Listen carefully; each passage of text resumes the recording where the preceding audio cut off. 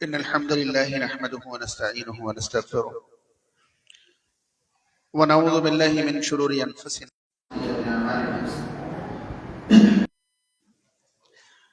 من يهده الله فلا مضل له ومن يضلل فلا هادي له وأشهد أن لا إله إلا الله وحده لا شريك له وأشهد أن محمدا عبده ورسوله أما بعد فإن خير الحديث كتاب الله وخير الهدي هدي محمد صلى الله عليه وسلم وشر الأمور محدثاتها وكل محدثة بدعة وكل بدعة ضلالة وكل ضلالة في النار. فأعوذ بالله من الشيطان الرجيم. بسم الله الرحمن الرحيم. يا أيها الذين آمنوا اتقوا الله حق تقاته ولا تموتن إلا وأنتم مسلمون.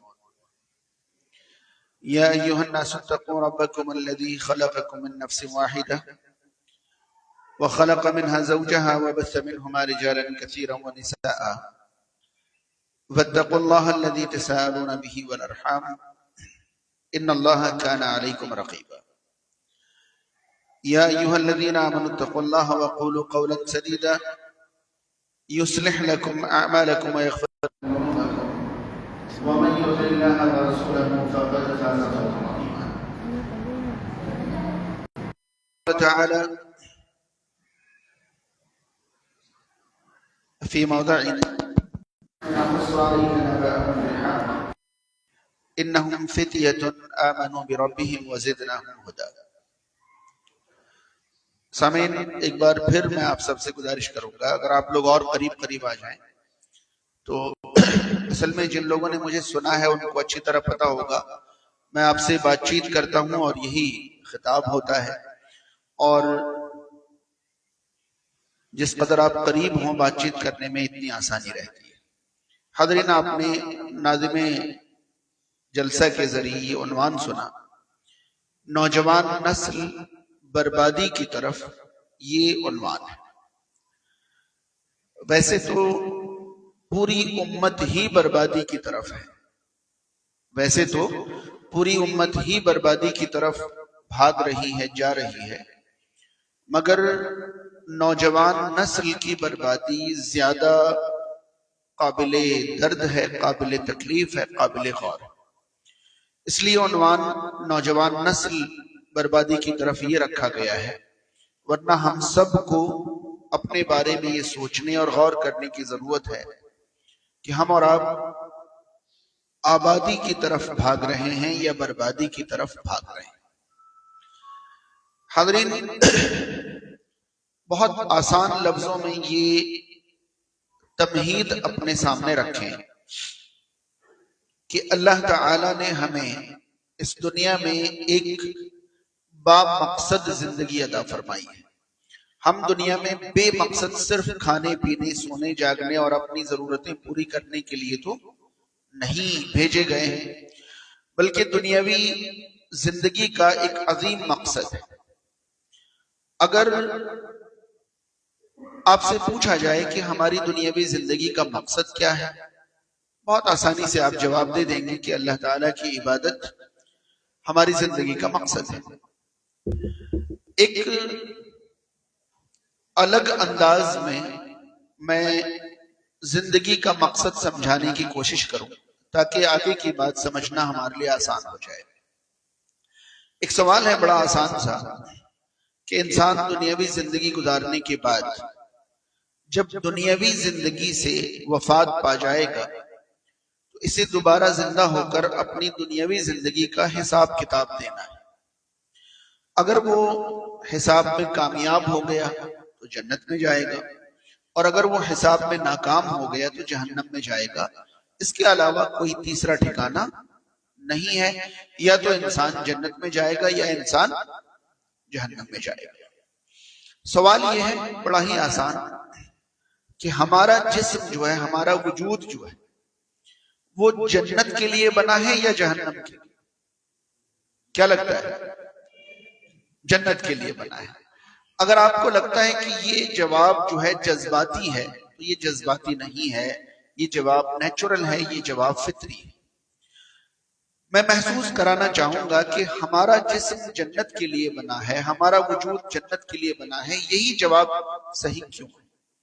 اس کا بڑا آسان سا جواب یہ ہے کہ جنت میں بتائی گئی کوئی ایک نعمت بھی ایسی نہیں ہے جو انسان کو پسند نہ ہو، اور جہنم میں بتائی گئی کوئی ایک چیز بھی ایسی نہیں ہے جو انسان کو پسند ہو۔ صحیح ہے غلط؟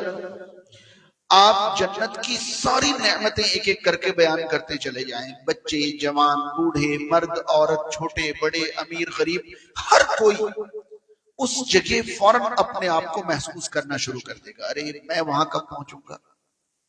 یعنی جنت کی تمام نعمتیں دنیا کے ہر انسان کی خواہش، کوئی ایک بھی ایسا نہیں ہے جو جنت کی نعمتوں کے بارے میں تھوڑی سی لاپرواہی، ہلکے میں ارے ملے تو ملے نہیں تو نہیں، ایسا ایک بھی نہیں۔ جنت کی ساری نعمتیں ہر انسان کو چاہیے۔ اس کا مطلب ہمارا وجود جو ہے وہ بنا جہنم کے لیے نہیں بلکہ جنت کے لیے، ٹھیک ہے؟ ایک بات اس کو ایک طرف رکھیں، ایک دوسری بات ذہن میں لائیں۔ قرآن مجید میں 100 سے زیادہ آیتیں ایسی ہوں گی جن میں اللہ تعالی نے اللہ کی نافرمانی کو اپنے آپ پر ظلم کرنا قرار دیا ہے معلوم آپ لوگوں کو؟ اللہ کی نافرمانی کو اپنے اوپر ظلم کرنا قرار دیا ہے۔ جو لوگ بھی اللہ کی نافرمانی کریں گے، چھوٹی بڑی، شرک و کفر سے لے کر گنہگار اور نافرمانی تک، کوئی بھی اللہ کی نافرمانی کرے گا وہ اپنے آپ پر ظلم کر رہا ہے۔ آپ سوچئے کوئی اور ہمارے اوپر ظلم کرے تو ہمیں اچھا لگتا ہے یا برا؟ اور اگر ظالم ہمارے قبضے میں آ جائے تب کیا کریں گے؟ ظلم کرنے والا کوئی ہم پر ظلم کرے اور ظلم کرنے والا ہماری گرفت میں آ جائے، پکڑ میں آ جائے، تب کیا کریں گے؟ ہم سزا تو دیں گے نا۔ اگر اپنے اوپر ہم خود ظلم کرنے لگیں تو ہم خود کو کب پکڑیں گے اور کب سزا دیں گے؟ ایک انسان راستے پر کھڑے ہو کر کہیں اپنے آپ کو دونوں طرف سے تماچا مارنے لگے تو دیکھنے والے کہیں گے کیسا بیوقوف انسان خود کو مار رہا ہے، کہیں گے نہیں کہیں گے؟ سمجھ میں آ رہی بات؟ تو اب اندازہ لگائیے کہ اللہ کی نافرمانی کو اپنے اوپر ظلم کرنا کیوں قرار دیا؟ دراصل ہمارا جو وجود ہے وہ جنت کے لیے بنا ہے۔ جب تک ہم جنت والے کام کرتے رہیں گے ہم اپنے وجود کے ساتھ عدل کر رہے ہیں۔ یہ جملہ سمجھ میں آیا؟ ہم بنے جنت کے لیے، جب تک ہم جنت والے کام کرتے رہیں گے ہم اپنے ساتھ عدل کر رہے ہیں، اور ہم جہنم کے لیے نہیں بنے ہیں، جیسے ہم جہنم والے اعمال کرنے لگیں گے ہم اپنے اوپر ظلم کرنے لگتے ہیں۔ آئی بات سمجھ میں یا نہیں؟ اسی لیے اللہ تعالیٰ نے ہمدردی کے طور پر اگر یہ کہا جاتا کہ تم میری نافرمانی کر رہے ہو تب بھی بات اپنی جگہ، لیکن اللہ تعالیٰ ہماری ہمدردی کے لیے کہ تم خود پر ظلم کر رہے ہو۔ یاد رہے ہر گارجن اس حقیقت سے واقف ہوگا جب ان کے بچے کسی طرح سدھرنے کو نہیں ہوتے ہیں تب گارجن یہ کہتا ہے کہ میرا کیا ہی بگاڑ لو۔ کس کا بگاڑو گے؟ خود کا بگاڑو گے، اپنا ہی مستقبل خراب کرو گے، اپنی زندگی برباد کرو گے۔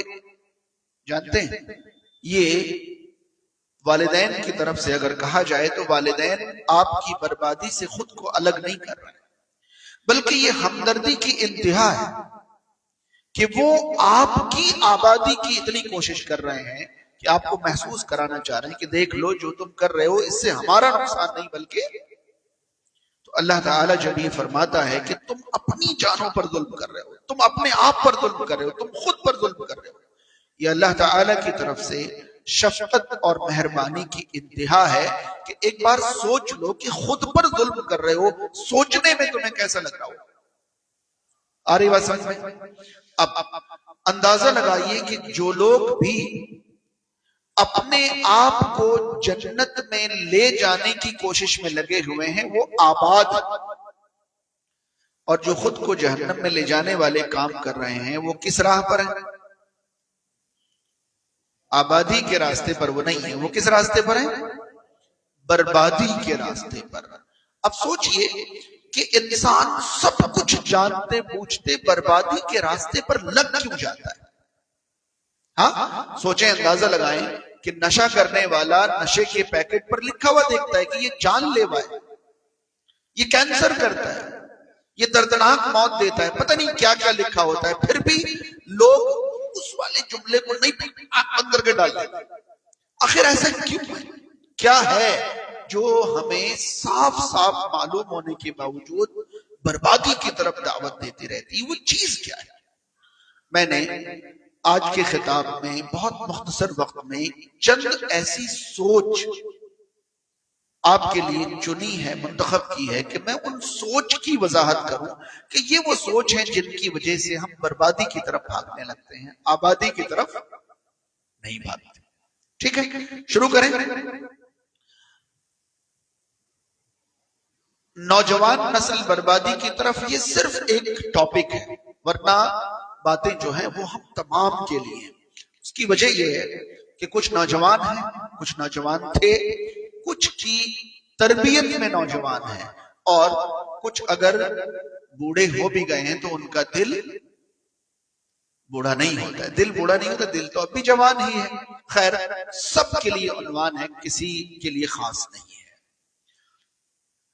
سب سے پہلی چیز جس کی وجہ سے نوجوان نسل بربادی کی طرف بھاگ رہی ہے، اس میں ایک سوچ ہے ہمارے ذہن میں کہ ہمارے اوپر کسی کی پابندی نہیں ہونی چاہیے، ہمارے اوپر کسی کی روک ٹوک یہ سب نہیں ہونی چاہیے، ہمیں آزادی ملنی چاہیے، ہمیں آزادی ملنی چاہیے۔ آ رہی بات سمجھ میں؟ آپ دنیا میں الگ الگ انداز میں انسان کے اندر یہ چیز پائیں گے کہ ہر کوئی یہ چاہتا ہے کہ ہم جو چاہیں وہ کر سکیں، جو ہماری مرضی ہو وہ کر سکیں، ہمارے اوپر کوئی پابندی نہیں لگنی چاہیے، ہمیں آزادی ملنی چاہیے، وغیرہ وغیرہ، یہ سوچ۔ اب ایک سوال ہے کہ آزادی ملنی چاہیے، یہ جو تصور ہے ذہن میں، یہ تصور تو اللہ تعالی کی طرف سے ڈالا گیا ہے۔ بہت اچھی طرح ذہن میں رہے کہ غلامی انسان کو پسند نہیں ہے، یہ اللہ کی طرف سے ڈالی ہوئی ایک فطرت ہے۔ کسی بھی انسان کو غلامی پسند نہیں ہے۔ ہر انسان کو، دنیا میں ہر انسان کو آزادی پسند ہے، یہاں تک کہ جن کو سمجھ بوجھ نہیں ہے وہ بھی غلامی نہیں بلکہ آزادی پسند کرتے ہیں۔ تو پھر آزادی کی وجہ سے انسان بربادی کی طرف کیوں جانے لگا؟ دراصل ہمارے ذہن میں آزادی کی جو تعریف ڈالی گئی وہ واہیات، وہ بیکار تعریف ہے۔ آزادی کی جو تعریف ہمیں بتائی گئی نا، وہ آزادی کی تعریف نہیں ہے، بلکہ آزادی کی جو تعریف ہے وہ ہمیں آبادی کی طرف لے کر جائے گی۔ آزادی کی غلط تعریف نے ہمیں بربادی کا راستہ پکڑا دیا ہے۔ اب سنیے، میں آپ سے ایک سوال پوچھتا ہوں۔ ہمارا ملک 1947 سے پہلے آزاد تھا یا غلام تھا؟ غلام تھا۔ 47 کے بعد ہمارا ملک آزاد ہے یا غلام؟ آزاد ہے۔ ٹھیک ہے، اب آپ سوچئے کہ ہمارے ذہن میں آزادی کا معنی اور مطلب کیا بیٹھا ہے؟ مطلب یہ کہ ہم جو چاہیں وہ کر سکیں، کوئی ہمیں روکے نہیں، کوئی ہمیں ٹوکے نہیں، ہمارے اوپر کسی کی پابندی نہ ہو، ہمارے اوپر کسی کا قانون نہ ہو، ہمارے اوپر کسی کا زبر نہ چلے، زور نہ چلے، ہمارے من میں آزادی کا یہ مطلب ہے۔ تو یہ بتائیے کہ 47 سے پہلے جو لوگ ہندوستان میں رہتے تھے اور غلام تھے، ان پر قانون کی پابندی ضروری تھی یا نہیں تھی؟ قانون کی پابندی، دیش میں جو بھی قانون اس وقت لاگو تھا، اس قانون کی پابندی 47 سے پہلے ضروری تھی یا نہیں تھی؟ اور 47 کے بعد جو لوگ ہندوستان میں رہ رہے ہیں، ان پر دیش کے قانون کی پابندی کی ذمہ داری ہے یا نہیں؟ تو قانون تب بھی ہمیں ماننے کی مجبوری تھی، قانون آج بھی ماننے کی مجبوری ہے، تو ہم آزاد کیسے ہو گئے؟ ہمیں تو یہ بتایا گیا کہ جب کوئی قانون تمہارے اوپر نہیں چلے تب تم کیا ہو؟ آزاد ہو۔ ایسے تو پھر ہمارا ملک آج بھی آزاد، آج بھی ہم غلام ہیں۔ ایک بار ذرا بول کر دکھائیں کہ یہ ملک آج بھی غلام ہے، یہ بات آپ کی صحیح نہیں مانی جائے گی۔ ہم قانون ماننے پر تب بھی مجبور تھے، ہم قانون ماننے پر آج بھی مجبور ہیں۔ پتہ ہے تب ہم غلام کیوں تھے، آج ہم آزاد کیوں ہیں؟ اگر یہ نقطہ سمجھ میں آ گیا تو انشاءاللہ ہم اس جملے سے بربادی کی طرف نہیں جائیں گے. بس سمجھ میں آ رہی ہے؟ میں آسان لفظوں میں بتاتا ہوں. ممکن ہے کہ اب آپ کے ذہنوں میں یہ بات آ گئی ہو، مگر اس طرح سے ہم شاید کبھی نہیں سوچتے ہوں. ہمارے سوچنے کا ہمیشہ یہی طریقہ رہا ہو کہ ہمیں آزادی چاہیے، آزادی چاہیے، مطلب ہم جو چاہیں وہ کریں.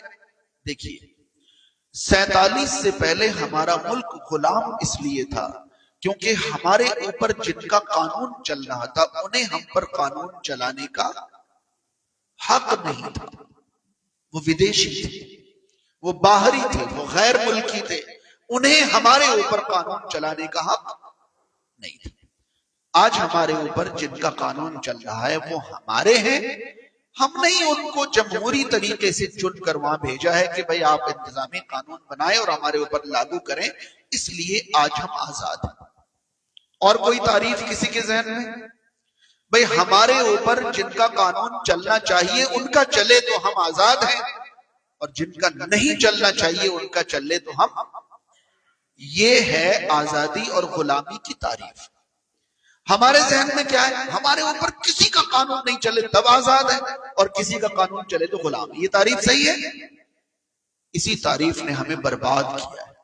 اب سوچئے، ہمارے اوپر جن کا قانون چلنا چاہیے، میں ان کی ایک فہرست بتاتا ہوں. اللہ تعالیٰ نے ہمیں پیدا کیا، ہماری ساری ضرورتیں پوری کی، اللہ تعالیٰ ہمارے لیے سب کچھ ہے. کیا ہمارے اوپر اللہ کا قانون نہیں چلنا چاہیے؟ جی چلنا چاہیے نہیں چلنا چاہیے؟ چلنا چاہیے. اب پتہ چلا کہ ہم 5 وقت کی نمازوں کی پابندی کر رہے ہیں تو دل میں شیطان یہ خیال ڈالا کہ یہ کیسی غلامی چل رہی ہے. مطلب کہ اس غلامی سے آزاد ہو کر آپ کس کے غلام بن جائیں گے؟ شیطان کے غلام بن جائیں گے. اگر اللہ کا قانون آپ پر نہیں چلے گا تو شیطان کا چلنے لگے گا، اور جسے آپ آزادی سمجھتے ہیں وہ آزادی نہیں، وہ شیطان کی غلامی ہے، اور اس غلامی کو آپ آزادی سمجھنے لگے. اسی لیے آج امت بربادی کی طرف ہے کیونکہ وہ غلامی کو کیا سمجھنے لگے. میں نے شروع میں ایک بات کہی تھی، آزادی کی فطرت اللہ نے ہمارے دل میں ڈالی ہے تاکہ ہم اللہ کی فرما برداری کرتے رہیں، شیطان کا کیا نہیں بنے؟ شیطان کا غلام نہیں بنے. جبھی تو غلامی ہماری فطرت نہیں ہے. اللہ کا قانون ہمارے اوپر چلے گا اور ہم آزاد رہیں گے، کیونکہ اسے حق ہے کہ ہم پر اپنا قانون چلائے. وہ ہمارا خالق ہے، وہ ہمارا مالک ہے. اب ذرا آگے بڑھیے. بچوں پر والدین کی بات نہ چلے اور دوستوں کی چلے. جی مطلب بچوں کے اوپر ان کے ماں باپ کی بات چلنی چاہیے، ماں باپ کا قانون چلنا چاہیے نہیں چلنا چاہیے. اب سوچئے آج ہمارے چھوٹے چھوٹے بچے اگر ان سے کہا جائے فون رکھ دو، زیادہ مت لو، کم لو، گیم مت کھیلو، کوئی انفارمیٹو چیزیں دیکھ لو، اچھی چیزیں دیکھ لو، یہ بری چیزیں، یہ غلط، کیا ناک میں دم کر کے رکھا ہے. پابندی کے اوپر پابندی، کوئی جینے ہی نہیں دیتا ہمیں ہماری زندگی جینے دو. آپ تصور کریں جو والدین آپ کی کامیابی کو، آپ نے بڑے سنے ہوں گے ماں باپ کے بارے میں کہ باپ ہی دنیا میں اکیلا وہ شخص ہے جو اپنے بیٹے کو اپنے سے آگے جاتے ہوئے دیکھنا چاہتا ہے. کیسی کیسی باتیں آپ نے سنی ہوں گی. یہ ساری باتیں آزادی کے وقت میں ہم بھول جاتے ہیں، پھر باپ ہمیں ہٹلر لگنے لگتا ہے کہ ان سے سخت آدمی دنیا میں کوئی نہیں. اگر ہماری بہنوں کو، بیٹیوں کو، ان کی مائیں اگر بے حیائی سے، برائی سے، ننگے پن سے روکنے لگیں تو ان کو ان کی مائیں کھٹکنے لگتی ہیں. تو اندازہ لگائیے کہ ہمارے اوپر ہمارے ماں باپ کی بات نہ چلے، اور جو ہمیں تباہ کرنا چاہتے ہیں، برباد کرنا چاہتے ہیں، جو ہماری کامیابی سے چلتے ہیں، ہماری ناکامی پر خوش ہوتے ہیں، ان کی چلنا چاہیے. تو یہ غلامی نہیں تو یہ آزادی کیسے ہو گئی؟ اگر آپ والدین کے فرما بردار ہیں تو آپ غلام نہیں بلکہ آزاد ہیں، کیونکہ ان کے قانون پر چل رہے ہیں جن کا قانون آپ پر چلنا چاہیے. اگر آپ والدین کے قانون پر نہیں چل رہے ہیں، ان کی باتوں پر نہیں چل رہے ہیں، تو پھر پتہ نہیں کس کس کی بات پر چلیں گے، اور جن کی باتوں پر چلیں گے ان کو آپ پر اپنی بات چلانے کا کوئی حق نہیں ہے. پھر آپ غلام ہو جائیں گے، نہ جانے کس کس کے غلام ہو. ایک لڑکی پلی بڑھی جوان ہوئی بالغ ہوئی، تمام سلیقے اور تمام ہنر سکھا کر ماں باپ نے ان کی شادی کر دی۔ اب اس لڑکی کی تمام ذمہ داری شوہر کے اوپر آ گئی، اب اس پر شوہر کی نہ چلے، ہاں، اور اس کے بعد دنیا بھر کی ہر کسی کی چلے، صرف شوہر کی نہ چلے کہ ہمارے اوپر شوہر کی غلامی کیوں ڈال دی گئی ہے؟ ارے غلامی کہاں ڈالی گئی ہے؟ پہلے ان پر ذمہ داری ڈالی گئی ہے، اس کے بعد بڑے سلیقے سے فرما برداری کی بات ڈالی گئی۔ اب بات سمجھ میں آئی؟ تو آزادی چاہیے، آزادی چاہیے، آزادی چاہیے، اور آزادی کے نام پر ہم چن کیا رہے ہیں؟ غلامی۔ کبھی نوجوان نسل کو وقت ملے، موقع ملے تو ایک بار تلاش کر کے دیکھیے، آج جہاں کی معلومات پر سب سے زیادہ آپ کو یقین ہے، وہی تلاش کر کے دیکھیے کہ کیا دنیا کی چند شیطانی طاقتوں نے پوری دنیا کو اپنا غلام بنانے کی زبردست کوشش کر رکھی ہے یا نہیں کر رکھی؟ آپ کس طرح سے غلام بنتے جا رہے ہیں آپ کو نہیں پتا، مگر آپ کو لگتا ہے کہ آپ کو آزادی حاصل ہو رہی ہے۔ یہ آزادی نہیں ہے بلکہ آپ کی غلامی۔ کس چیز کے آپ غلام بنتے جا رہے ہیں، کس کے غلام بنتے جا رہے ہیں نہیں پتا۔ اگر آپ اللہ کے فرما بردار ہوتے تو کسی کا غلام نہ بنتے۔ آج بھی وہی لوگ آزاد ہیں جو صرف اللہ کا غلام۔ پسند آ رہی ہے؟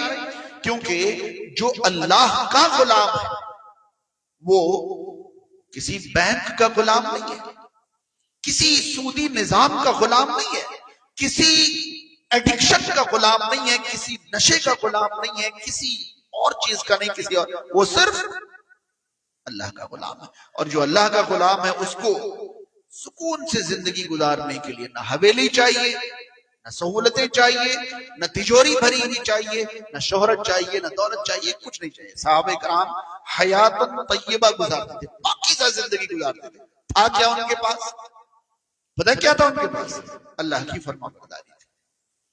قرآن مجید سورۃ النحل کی آیت نمبر 97 پڑھیے، اللہ تعالیٰ فرماتا ہے من عمل صالحا من ذکر او انثى فلنحيينه حیاتا طیبہ، جو نیک عمل کرے گا مرد ہو یا عورت، ہم انہیں بہترین زندگی عطا کریں گے، پاکیزہ زندگی عطا کریں گے۔ پاکیزہ زندگی سے مراد اگر دولت بھری زندگی ہوتی تو صحابہ کو تو پاکیزہ زندگی ملی نہیں۔ پھر پاکیزہ زندگی کا مطلب پرسکون زندگی، ان کے پاس کچھ ہو یا نہ ہو زندگی بڑی پرسکون تھی، کیونکہ وہ صرف اللہ کے غلام تھے اور دنیا میں وہ آزاد تھے اور کسی کے غلام وہ آزادی غلامی سمجھ میں آئی؟ اللہ کا غلام بن جائیے۔ پتہ ہے عبد کا معنی، عبد کا معنی کیا ہوتا ہے بتانا کوئی ذرا؟ عبد کا معنی غلام ہوتا ہے، بندہ صحیح ہے بالکل، کیونکہ لفظ بندہ جو ہے نا فارسی میں غلام کو ہی کہتے ہیں۔ عبد کا معنی ہی غلام ہوتا ہے، اور ہم کس کے عبد ہیں؟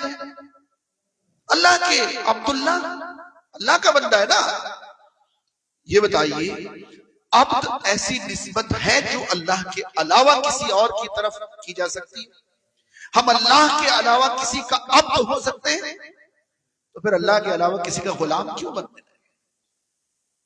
ہاں، ہم نے عبدیت کا گلا گھونٹ دیا ہے، ہم صرف اللہ کے عبد، اللہ کا غلام ہوتے، اللہ نے جس کی فرما برداری کا حکم دیا ہوتا اس کی کرتے، اور صرف اللہ کی غلامی کرتے اور کسی کی۔ یاد رہے رسول اللہ کی عبدیت نہیں ہے، اطاعت ہے، فرق ہے اس میں۔ ماں باپ کی عبدیت نہیں ہے، اطاعت ہے۔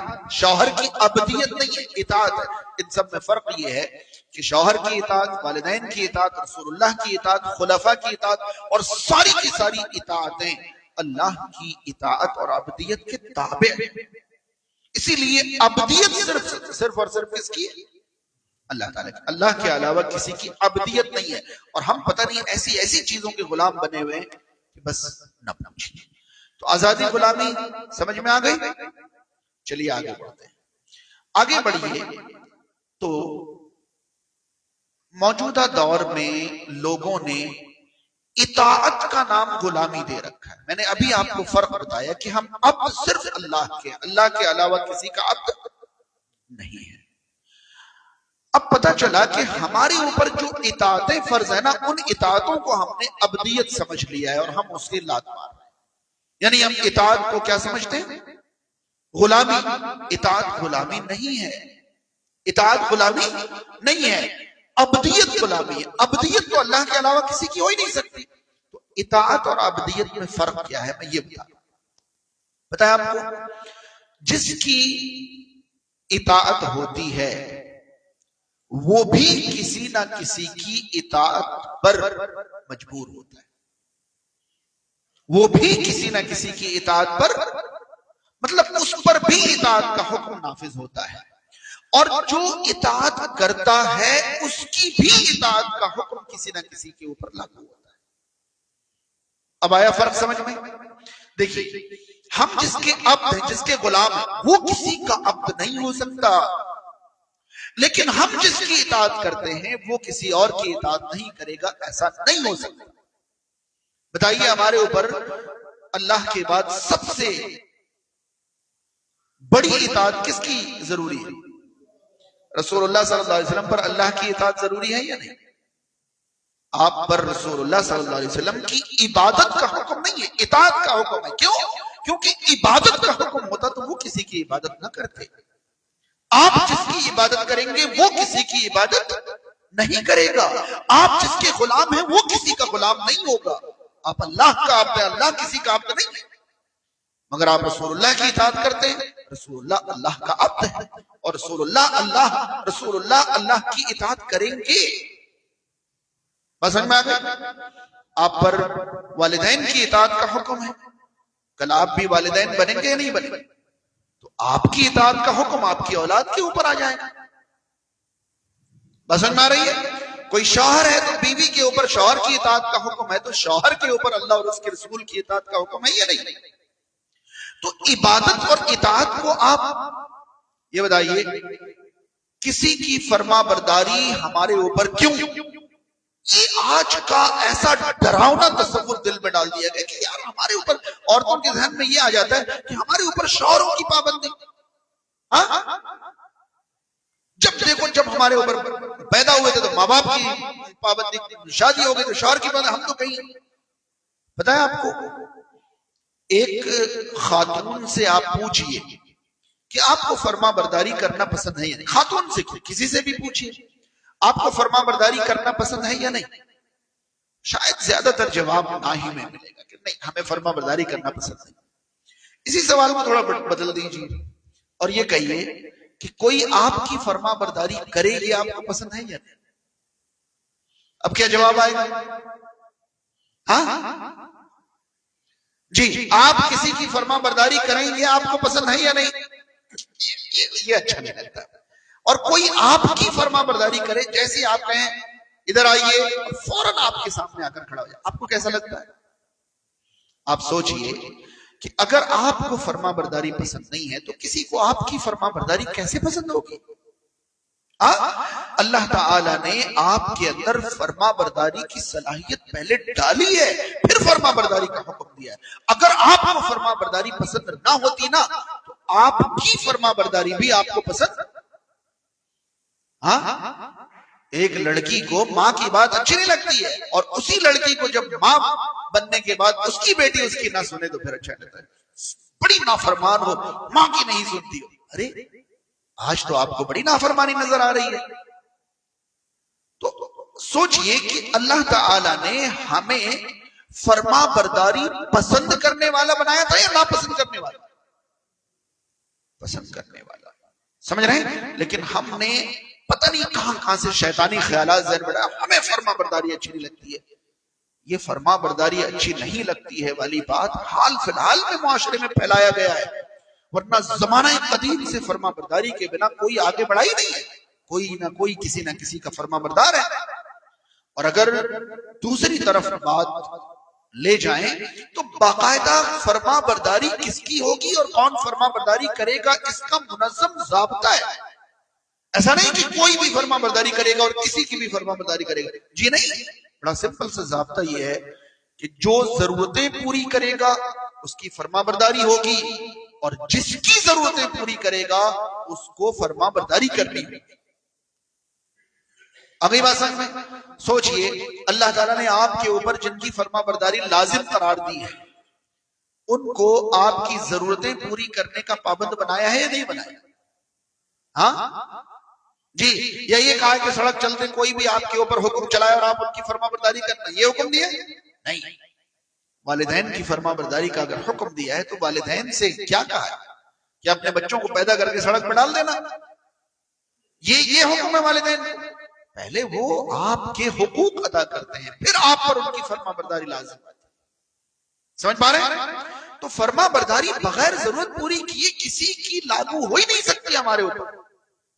جو ہماری ضرورتیں پوری کرے گا ہم اس کی فرما برداری کریں گے، جس کی ہم ضرورت پوری کریں گے وہ ہماری فرما برداری کرے گا۔ یہ بڑا سمپل سا فارمولا ہے۔ آگئی بات سمجھ میں؟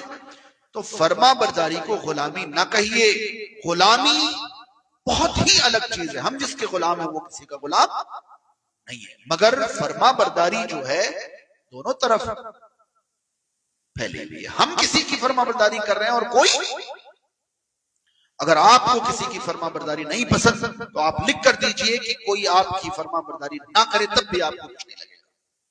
بتائیے پھر ہم آپ کے بچوں کو باغی اور نافرمان بناتے ہیں، پھر دیکھیں گے کہ آپ کو نافرمانی بری لگتی ہے یا نہیں لگتی ہے۔ آپ کو اپنی نافرمانی اچھی نہیں لگے گی، اللہ کو اپنی نافرمانی اچھی لگے، کیسی سوچ لیا آپ؟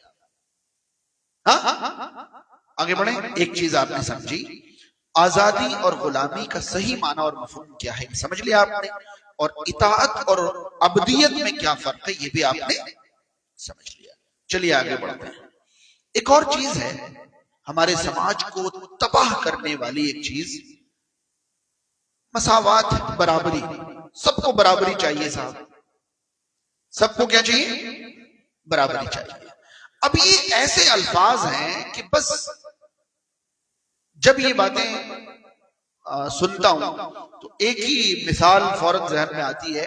کسی نے کہا کہ کوا تمہاری کان لے کر اڑ رہا ہے، ہم نے کان پر ہاتھ بھی نہیں رکھا اور کوے کے پیچھے بھاگ گئے۔ بس کسی نے کہا دیا برابری ہونی چاہیے، پوری برابری ہونی چاہیے، اور بس ہم برابری کے پیچھے بھاگ گئے۔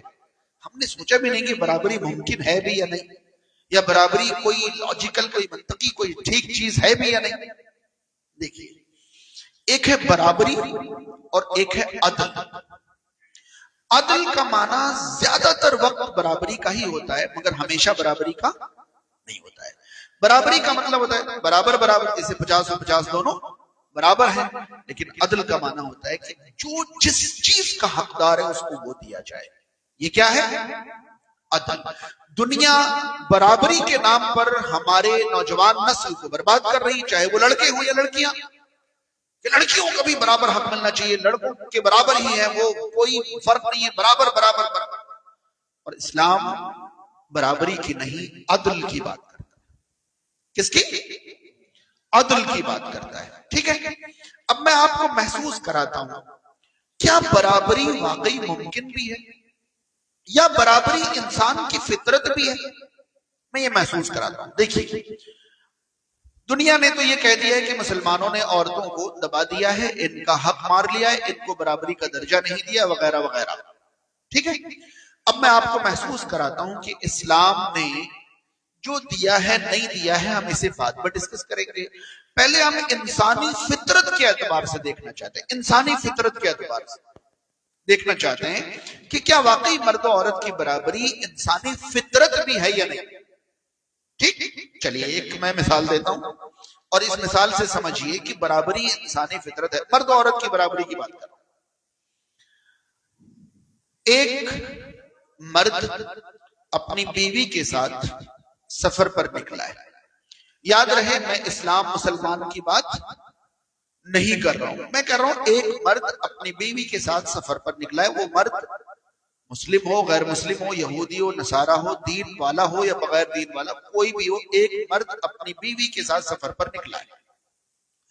8-10 دن کا سفر ہے، اس لیے 4-5 بیگ بھی ہیں۔ ٹھیک ہے، 4-5 بیگ بھی ہیں۔ اسٹیشن پر وہ مرد 3 4 یا 4 5 بیگ کندھے پر، سر پر، آگے پیچھے کسی طرح مینج کر کے چل رہا ہے، اور اس کی بیوی پرس لیے پیچھے پیچھے سکون سے خالی ہاتھ چل رہی ہے۔ دنیا میں کسی دھرم، کسی ملک، کسی طبقے کے لوگوں کو یہ عجیب لگے گا؟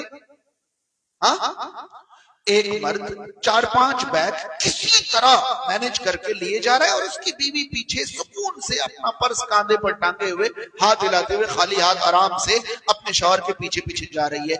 دنیا میں کسی بھی طبقے کے انسان کو، کسی دھرم کے انسان کو یہ عجیب لگے گا؟ اب اس کیس کو کیا کرتے ہیں؟ الٹا کرتے ہیں۔ دنیا میں وہ کون سا دھرم کا انسان ہے، کون سے ملک کا انسان ہے، کون سے طبقے کا انسان ہے جس کو یہ عجیب نہیں لگے گا؟ ایک مرد جو ہے اپنا موبائل ہاتھ میں لیے آرام سے دیکھتے ہوئے عورت کے پیچھے پیچھے چلے، اور وہ عورت 4 5 بیگ مینج کر کے کسی طرح اٹھا کر چلے، دنیا میں کون سے مرد کو یہ عجیب نہیں لگے گا؟ مسلمان کی بات نہیں کر رہا ہوں میں۔ ہاں، اب برابری والے کہاں گئے؟ ابھی کیوں نہیں کہتے ارے بھائی کبھی مرد چلتا ہے کبھی عورت چلتی ہے، بات برابر ہے؟ کہے گا کوئی؟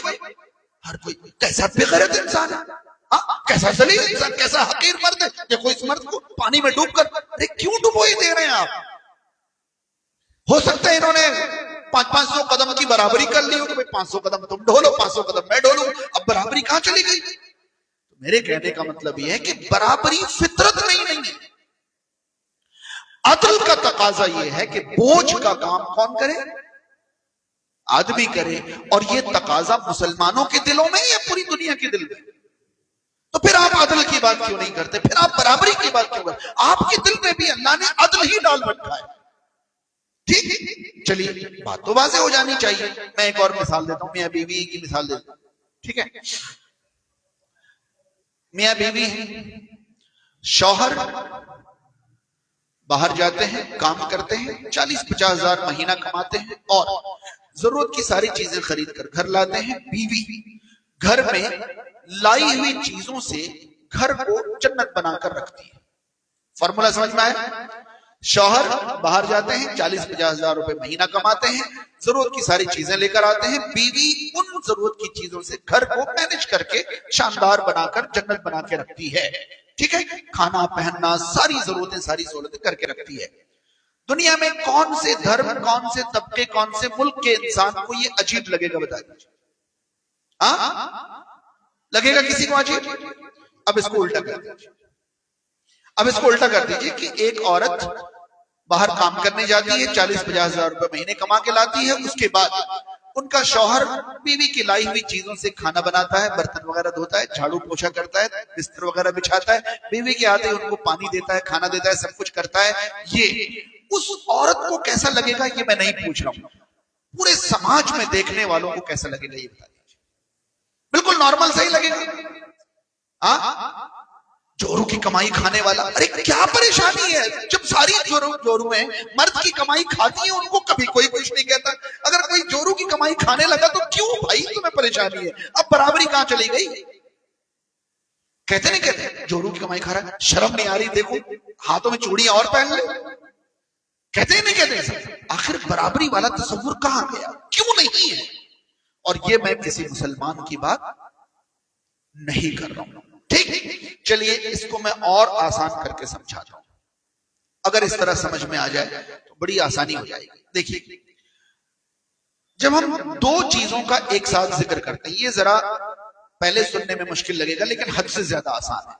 جب ہم دو چیزوں کا ایک ساتھ ذکر کرتے ہیں تو دنیا کی ہر زبان اور دنیا کے ہر علاقے میں ضروری ہے، گرامر ہے، قاعدہ ہے کہ جو چیز بڑی ہے، جو چیز زیادہ قابل ہے، زیادہ اہم ہے، اس کا ذکر آپ پہلے کریں گے۔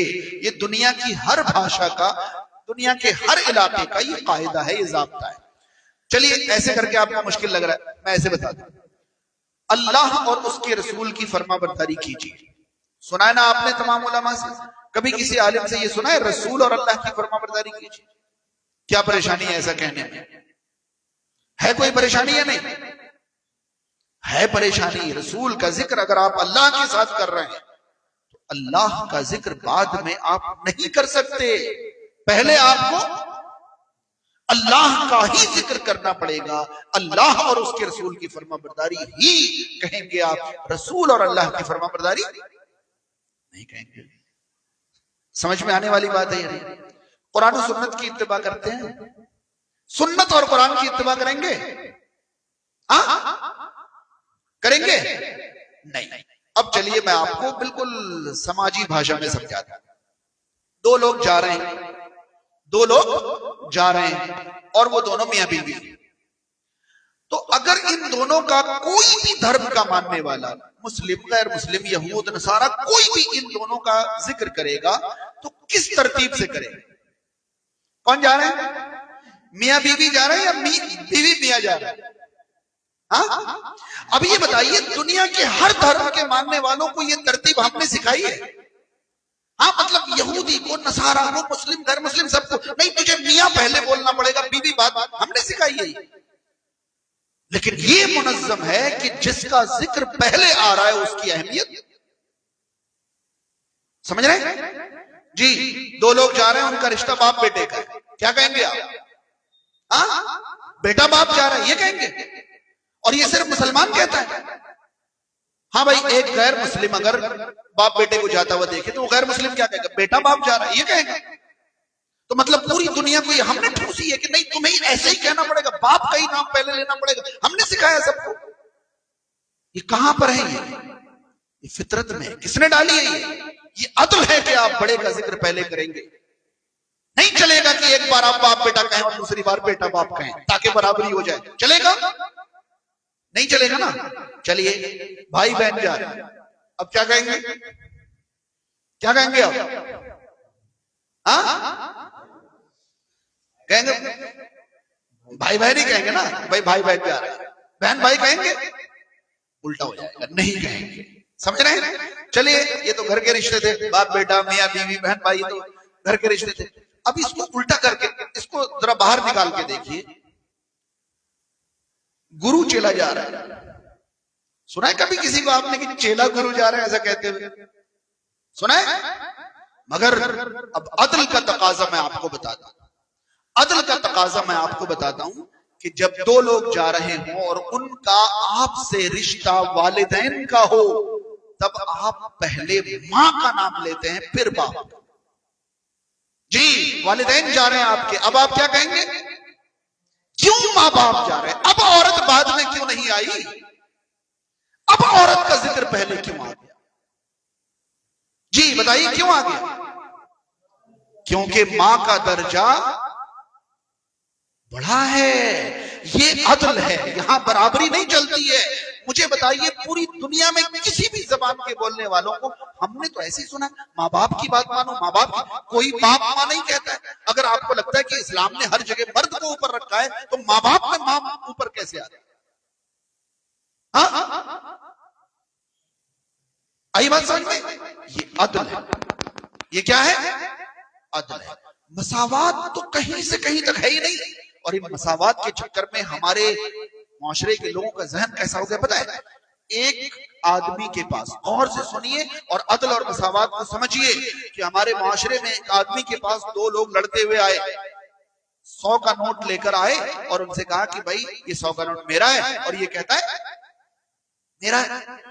اس نے پوچھا کہ بھائی تمہارا ہے؟ ہاں میرا ہے۔ تمہارا ہے؟ ہاں میرا ہے۔ ارے لڑ کیوں رہے ہو؟ کیا کرو؟ آدھا آدھا کر لو۔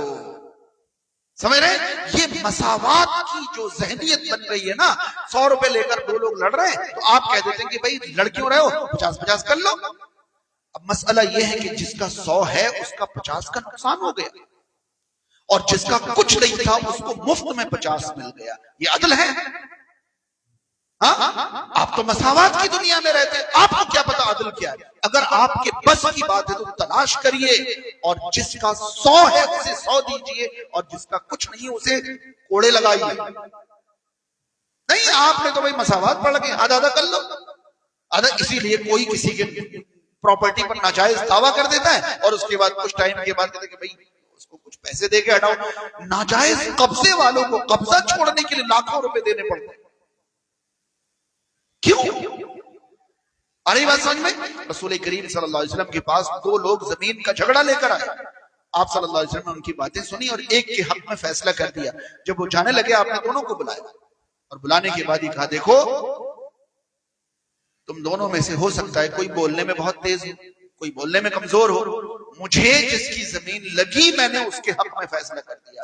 اگر وہ زمین کا مالک نہیں ہے تو وہ 7 زمین کا طوق بن کر قیامت کے دن گلے میں پائے گا.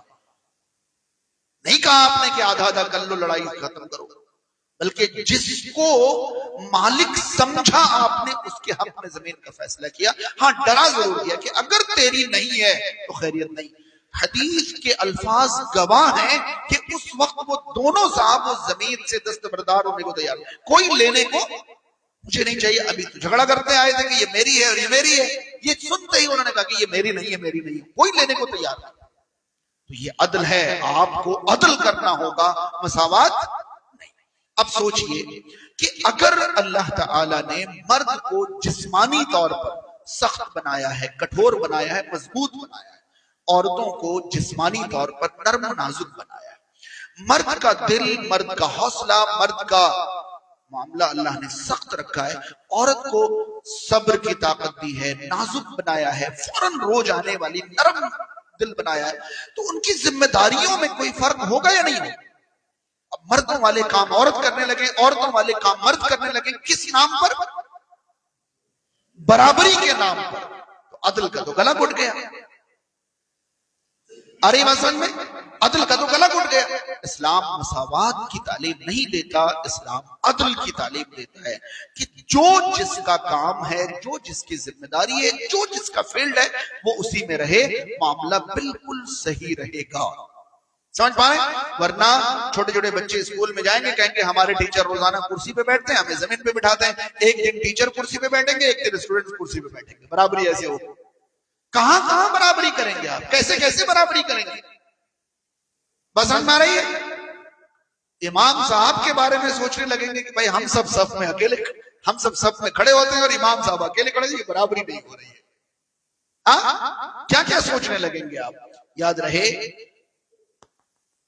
عدل سمجھنے کی کوشش کیجئے, برابری اور مساوات کی سوچ ذہنوں میں نہ لائیے, ورنہ آپ آبادی کی طرف نہیں بلکہ بربادی کی طرف چلی جائیں گے. جو آپ کا دائرے کار ہے, جو آپ کی ذمہ داریاں ہیں, آپ جس کے لیے بنی ہیں اور بنائی گئی ہیں, آپ اس پر فوکس کیجئے. آپ سے بہتر وہ کام کوئی نہیں کر سکتا.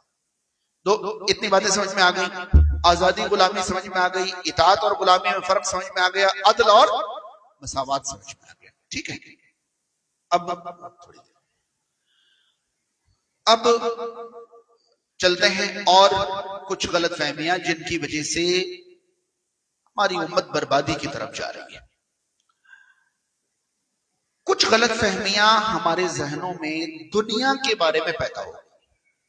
کس کے بارے میں؟ دنیا کے بارے میں, جس کی وجہ سے ہم بربادی کی طرف جا رہے ہیں. اور وہ غلط فہمیوں کو میں اس طرح سمجھانے کی کوشش کروں گا. پہلی غلط فہمی یہ کہ دنیا سفر ہے ایک منزل تک پہنچنے کے لیے. ہم نے غلط فہمی یہ پال لی کہ دنیا ہی کو منزل سمجھ لیا. ہے یہ غلط فہمی یا نہیں؟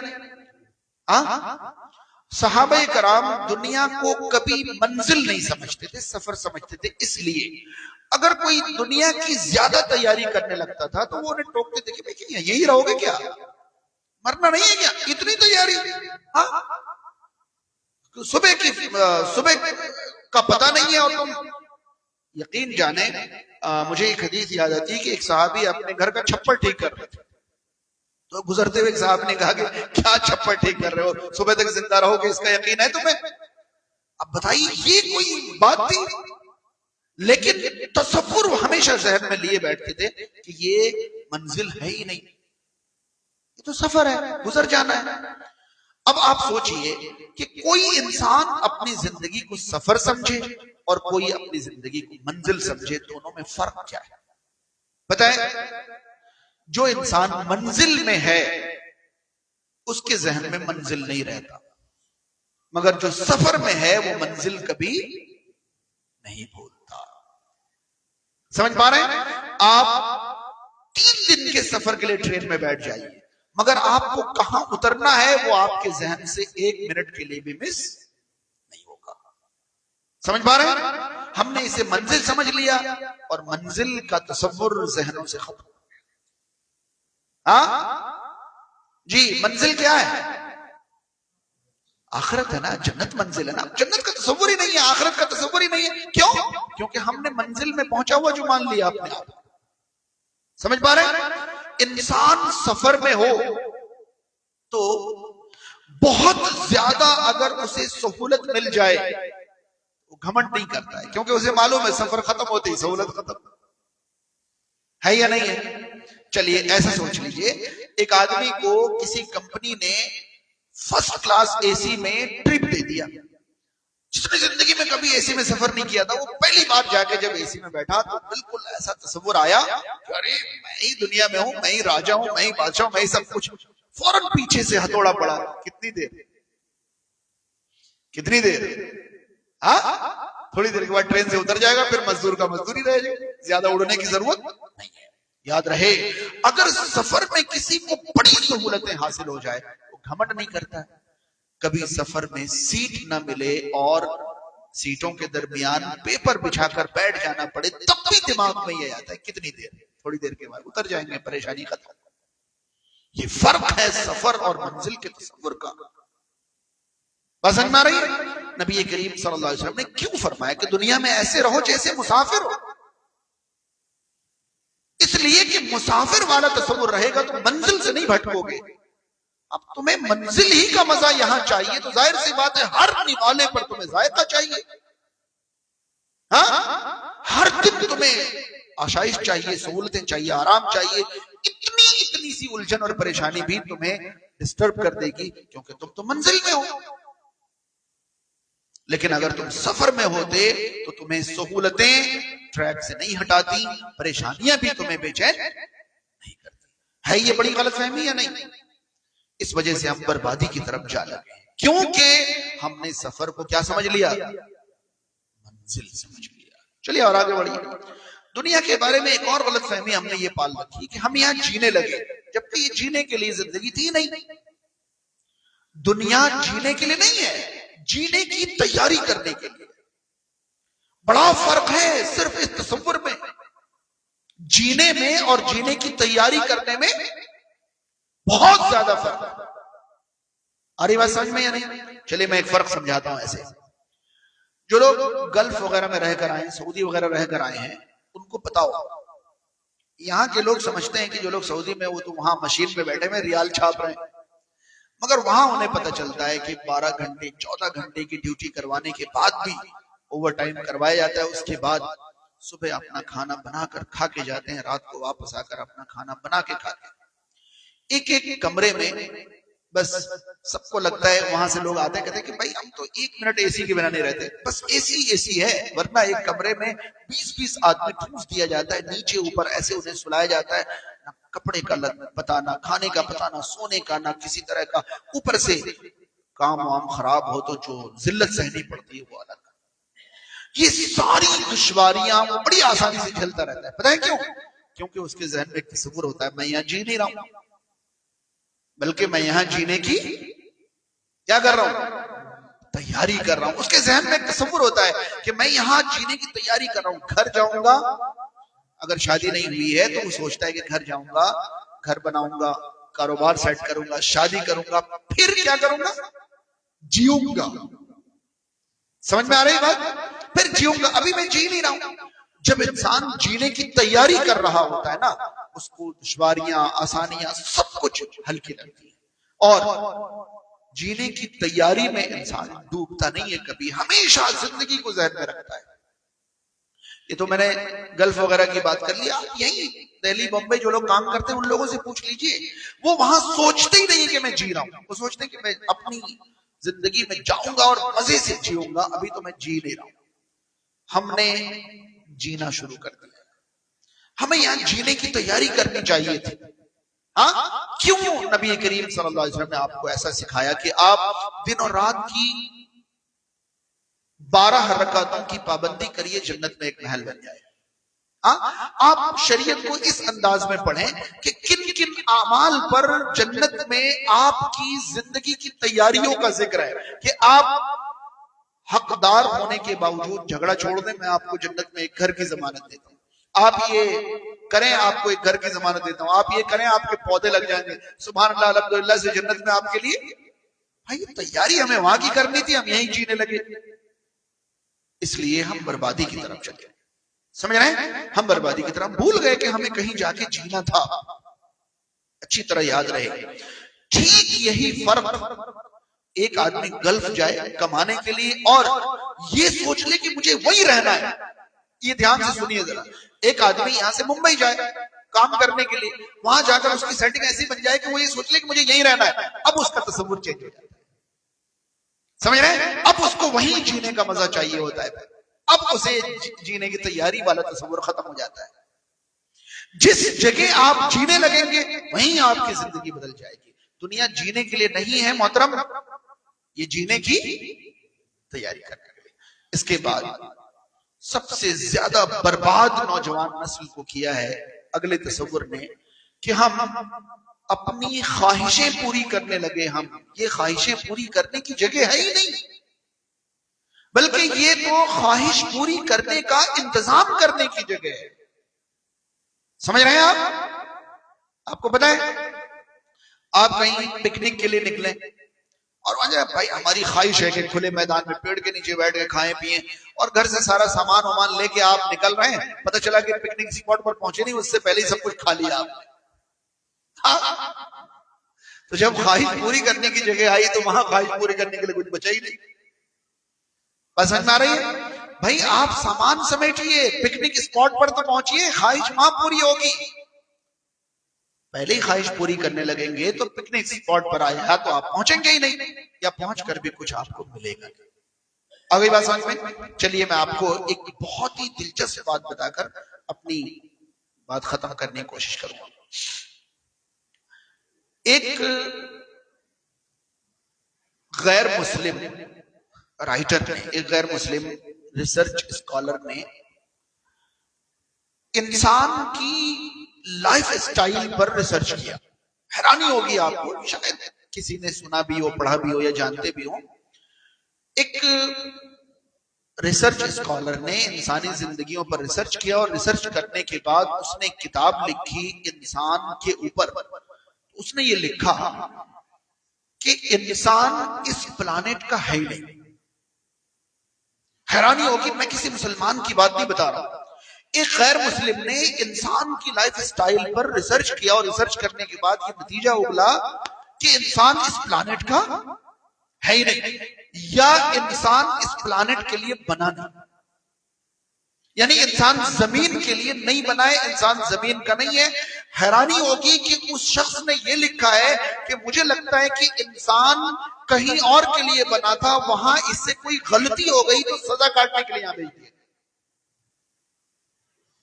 سمجھ رہے ہیں؟ کوئی قرآن نہیں پڑھا اس نے، کوئی اسلام نہیں پڑھا، اس نے انسان کی زندگیوں کو دیکھ کر اس نے یہ نتیجہ نکالا کہ انسان کہیں اور کے لیے بنا تھا، وہاں اس نے ضرور کوئی نہ کوئی کیا کری ہے، غلطی کری ہے، اور اس کو اٹھا کے وہاں سے یہاں پھینکا گیا ہے، سزا کاٹنے کے لیے انسان یہاں کے لیے بنا نہیں ہے۔ اور اس بات کی جو اس کی دلیلیں ہیں وہ آپ سنیں گے تو ایک تو قرآن پر ایمان اور یقین بڑھ جائے گا، اور دوسرا آپ حیران رہ جائیں گے کہ انسان اگر صحیح ڈائریکشن پر سوچنے لگے، غور و فکر کرنے لگے تو کیسے نتیجے۔ پتہ ہے وہ کیا کہتا ہے؟ وہ کہتا ہے کہ اس زمین کی جتنی مخلوقات ہیں ان کی لائف اسٹائل ایک جیسی ہے، اور یہ اکیلا حضرت انسان کی لائف اسٹائل کسی بھی یہاں کی مخلوق سے میچ نہیں کرتی ہے۔ سمجھ رہے ہیں؟ اور وہ فرق بتاتا ہے، وہ کہتا ہے دیکھو دنیا میں کوئی جانور اپنا کھانا پکا کے کھاتا ہے؟ جی بتائیے، کوئی جانور اپنا کھانا پکا کے کھاتا ہے؟ نہیں، ہر جانور اپنی خوراک ایز اٹ از کھا لیتا ہے، جیسے اسے فراہم۔ بھئی چارہ کھانے والا جانور چارہ ایسے ہی کھا لیتا ہے، اور گوشت کھانے والا جانور گوشت۔ ہم چارہ بھی کھا رہے ہیں، ایسے ہی کھائیں تو ہضم نہیں کر پا رہے ہیں۔ بھئی ہماری آنتیں اگر زمین کی ہے، اس پلانٹ کی ہے، تو ہماری آنتیں اس پلانٹ کا چارہ ہضم کیوں نہیں کر پا رہے؟ اور جتنی مخلوقات اس پلانٹ کی ہیں وہ تو کھا رہی ہیں، جگال کر کے ہضم کر لے رہی ہیں، اور ہمیں सब कुछ पका के खाना पड़ रहा है, दरिंदे गोश्त खाए ले रहे हैं, ऐसे ही हजम करे ले रहे हैं, हम नहीं हजम कर सकते।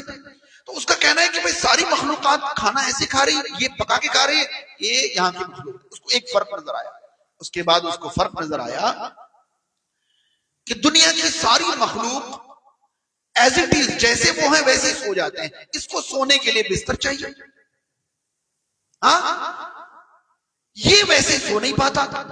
समझ पा रहे हैं आप? देखिए कि जानवर बैठे बैठे सो जाते हैं, खड़े खड़े सो जाते हैं, इंसान को लेटना पड़ रहा है, प्रॉपर बिस्तर चाहिए, तकिया चाहिए, नरम बिस्तर चाहिए, अंधेरा चाहिए। अजीब, यानी इस दुनिया की चीजें मैच ही नहीं कर रही इसकी। ये जहां से आया है वहां के हिसाब से पहले कर लेता है, फिर सो पाता है, वरना सो ही नहीं पाता। बस समझ में आ रही है? उसके बाद उसने आगे कहा कि सारी मखलूकात जो इस जमीन की हैं, वो इस जमीन के हर मौसम को जैसे वो है वैसे ही बर्दाश्त कर लेते हैं, ये इंसान बर्दाश्त नहीं कर पाता। इसको सर्दियों के लिए लिहाफ कंबल चाहिए, गर्मियों के लिए पंखे कूलर चाहिए, बरसात के लिए छतरी चाहिए। कौन से जानवर को आपने देखा है छतरी में बाहर निकलते हुए? हाँ? और कौन से भाई आपके घरेलू जानवर जो डोमेस्टिक पालतू जानवर होते हैं ना, वो हमारे साथ रह रहे हैं कि नखरेबाज बन जाते हैं, इसलिए हम उनको स्वेटर जैकेट पहनाने लगते हैं। वही बकरे जंगल में पल रहे हैं, सख्त सर्दियों के मौसम में वो काय से गर्म होते हैं, कुछ नहीं ऐसे ऐसे होते हैं, मौसम निकाल देते हैं। बारिश पड़ रही है, महीनों बारिश पड़ रही है, परिंदे चरिंदे जानवर सभी ठिठुरते रहते हैं, भीगते रहते हैं, और कोई बीमार नहीं, कोई बुखार नहीं, कुछ भी नहीं। बस समझ में आ रही है? तो कहते हैं कि ये वाला इंसान जो है इस दुनिया का मौसम ही नहीं झेल पा रहा है, इसको हर मौसम में अपने बचाव का मामला चाहिए, और वो सारे मौसम झेल ले रहा है। मतलब इंसान इस प्लानेट का नहीं। मैंने, अगर मैं गलत नहीं कर रहा हूं तो उस शख्स ने 30-32 फर्क गिनाए हैं कि दुनिया की मखलूकात दुनिया के लिए बनी है, वो नेचुरल दुनिया के हिसाब से, मगर इंसान इस दुनिया का है ही नहीं, वो यहां के लिए बना ही नहीं है। और उसके बाद इतनी हैरानी होगी आपको, उस शख्स ने ये लिखा है कि ये इंसान जहां का था या जहां के लिए बना है, वहां मुअतदिल मौसम रहता होगा, इसे वहां खाने पीने के लिए कोई काम नहीं करना पड़ता होगा, इसे वहां कभी किसी सहूलत की कमी महसूस नहीं होती होगी। हैरानी होगी आपको, वो लिखता है कि दुनिया में किसी भी जानवर को अपनी खुराक जमा करने के लिए आलस नहीं आता है, सिवाय इंसान के। इसको ला के तो बैठा बैठा खाता रहेगा, मगर किसी जानवर को आप ले जा कर देते रहो तो वो छोड़ के अपना खुद करने के लिए भाग जाएगा। कि ये जहां से आया ना, वहां इसको निवाला परोस के मिलता होगा, तभी तो ये आलस करता है। वहां मौसम में गर्मी ठंडी नहीं होगी, तभी तो ये बर्दाश्त नहीं कर पा रहा। पसंद आ रही है? और उसने जितनी चीजें लिखी वो सारी चीजें कहां हैं? जन्नत में। एक पता नहीं गौर व फिक्र करने वाले को सब कुछ पता चल जा रहा है। उसने ये तो नहीं पढ़ा ना कि आदम अलैहिस्सलाम जन्नत में थे, फल खाया था तो अल्लाह ताला ने इस गुनाह की वजह से जमीन में फेंक दिया कि जाओ जाके सजा काट के आओ, मेरी हिदायतों की इत्तिबा करके आओ, तुम्हें फिर से जन्नत मिल जाएगी। एक गैर मुस्लिम ये सारी बातें रिसर्च करके तहकीक करके कह रहा है, और हमारी समझ में नहीं आ रही। हम पता नहीं जहन्नम की तरफ जाने के लिए बर्बाद होने पर लगे हुए, बर्बादी के हर रास्ते हमने अपना रखे। बात समझ आ रही है? जहन में रहे, अगर हम अल्लाह की फरमा बरदारी कर रहे हैं, दूसरे लफ्जों में कहें तो जन्नत की तैयारी में लगे हुए हैं, तो हम आबाद हैं और आबादी की तरफ। अगर हम अल्लाह की नाफरमानी कर रहे हैं, या दूसरे लफ्जों में कहें तो हम जहन्नम के रास्ते पर चल रहे हैं, तो हम बर्बादी की तरफ जा रहे हैं, हम आबादी की तरफ नहीं जा रहे हैं। हम बर्बाद हैं और बर्बादी की तरफ जा रहे हैं। तो बर्बादी के रास्ते पर ही लगे रहेंगे या आबादी की तरफ भी बढ़ना है? इंशाअल्लाह 1 पॉइंट सॉल्यूशन है, अल्लाह का फरमा बरदार बन जाइए, सारी बर्बादी से बच जाएंगे। जान बर्बाद नहीं होगा, माल बर्बाद नहीं होगा, इज्जत व आबरू बर्बाद नहीं होगा, नाम बर्बाद नहीं होगा, शोहरत बर्बाद नहीं होगी, सारी चीजें आबाद हो जाएंगी। एक पॉइंट में सॉल्यूशन है, अल्लाह का फरमा बरदार बन जाइए। जो अल्लाह चाहता है वो करिए, आबाद है, यहां भी आबाद है, वहां भी आबाद है।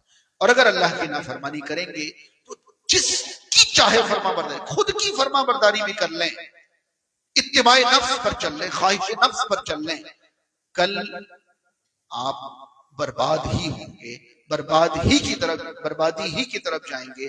یہ آبادی کا راستہ نہیں ہے۔ اللہ تعالیٰ ہم تمام کو بربادی سے بچنے کی توفیق عطا فرمائے۔ اللہ تعالیٰ ہمیں اللہ کی فرما برداری پر زندگی گزارنے کی توفیق عطا کرے۔ اقول قولی ھذا استغفر اللہ لی ولکم ولسائر المسلمین والحمد للہ رب العالمین، والسلام علیکم ورحمۃ اللہ وبرکاتہ۔